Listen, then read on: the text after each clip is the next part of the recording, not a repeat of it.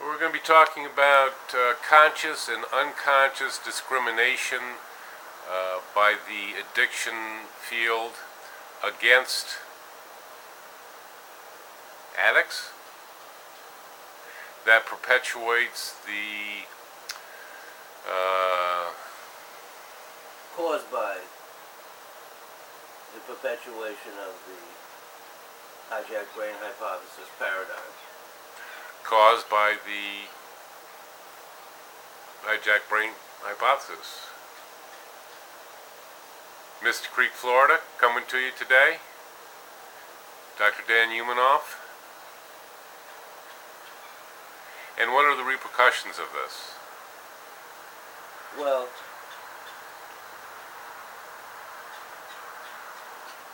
the repercussions, of course, is that the addict gets screwed.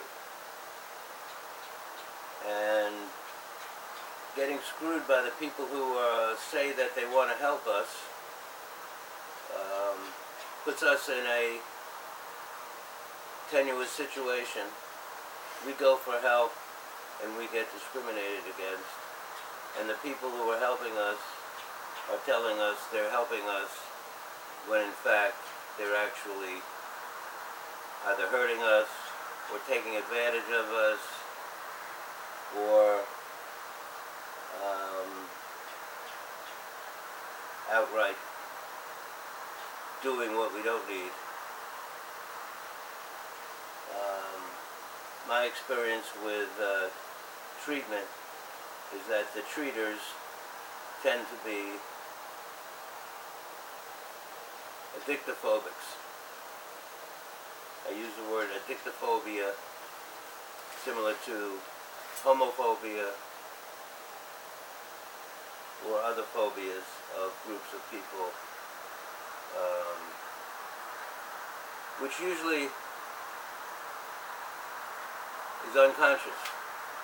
That's the hard part about it.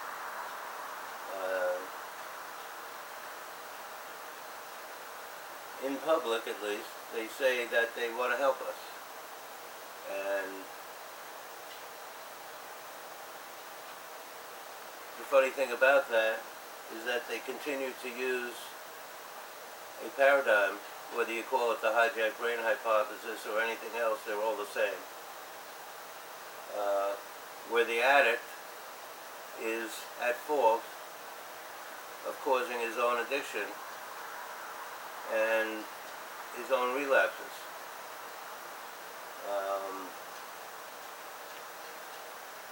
That paradigm has been in existence forever under different names.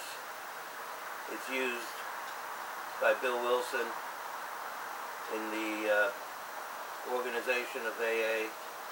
It's used by psychiatrists. It's used by psychologists. It's used by organizations, philanthropists, you name it. Anyone who says they're for helping addicts, you ask them about responsibility and they will say it's the addict's responsibility, that he caused his own disease and deserves whatever happens to him, particularly with relapse, even though they say relapse is part of the disease. Actually, relapse is not part of the disease. It's part of the wrong understanding of the disease, and therefore relapse is inevitable because the treatment paradigm is incorrect, based on the wrong theory. Treatment, prevention, and public policies are all based on a theory. Whether you consciously can state the theory or not, it's always a theory behind those three issues. And today, we have essentially zero prevention, except for a few smokers who have stopped smoking. But for the most part, they aren't the hypoics.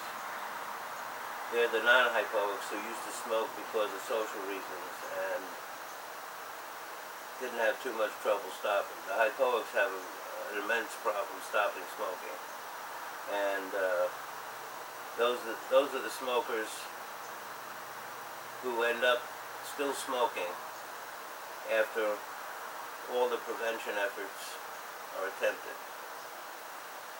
And then there's all the other addictions, the drug addictions and behavioral addictions, which have 0% prevention.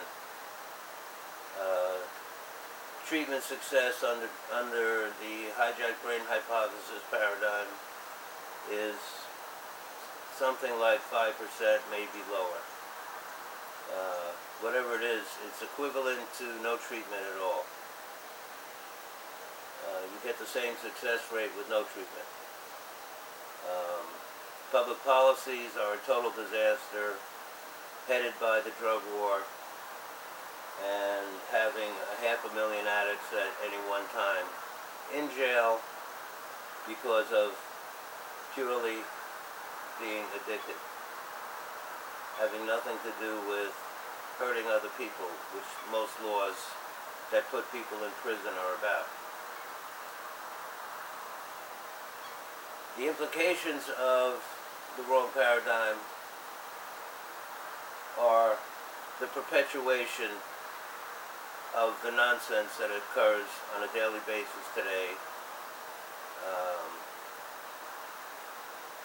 For instance, I have a friend who has Medicare and was addicted to opiates because of surgery. His pain eventually went away, and he decided to get off the pain medicine, but he was addicted. So he went to a buprenorphine clinic, and he was told that they don't accept Medicare, and that he had to pay exorbitant rates up front to get taken care of. Not only wouldn't they accept Medicare, they wouldn't fill out his forms, even though Medicare was rejecting the forms that he sent in because he didn't know how to fill out the form. So here's a guy with Medicare who's having to pay exorbitant fees for a treatment that should be free, or at least covered by insurance or Medicare. And the treaters, the ones who say they want to help us, are not accepting any insurance, and they're not even helping fill out the forms.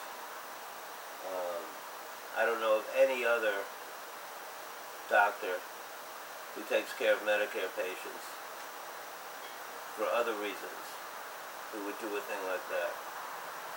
That's just one little vignette that's associated with discrimination. We all know about job discriminations where they put a question on the form: have you ever been arrested? Have you ever been convicted? Have you ever had psychiatric treatment? Have you ever been an addict? To make sure that addicts don't get into the workforce. Which causes the addicts to lie. Exactly. Something that recovery tries to get us not to do. Well, isn't the addict now a commodity? In other words, people are making their living off of the addict, maybe even careers out of the addict, and doesn't it behoove them to see the ongoing failure rate? Well, in my book, I have a graphic that's entitled "The Pimple Complex," which is all the areas in our society that are involved or actually maintained by the wrong paradigm, ensuring that the wrong paradigm stays in effect. It's an acronym for physicians, industry, like the drug industry, pharmaceuticals, medical, military, psychiatry, legal, and academia, or actually academia and legal. It ends up saying pimple.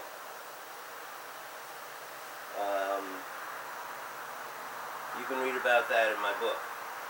The fact is that all the areas that are involved in the pimple complex are symbiotic to making sure that addicts remain sick, stay sick, and that future addicts occur on a regular basis in order to maintain these occupations. I first wrote about that in 1996, and nobody knows about it. Of course, they call it the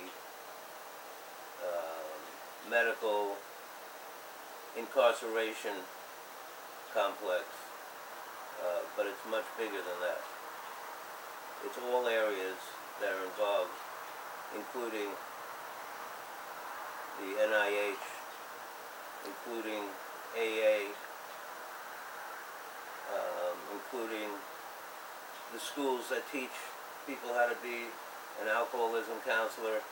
They're all teaching the hijacked brain hypothesis and maintaining our country in the wrong paradigm, making sure that addicts don't get the help that they need. If you'd like to know more about the pimple complex, you can go on Google hypoism on page 226 of the Hypoics Handbook, the hypoism paradigm of addiction, and we'll continue this some other day.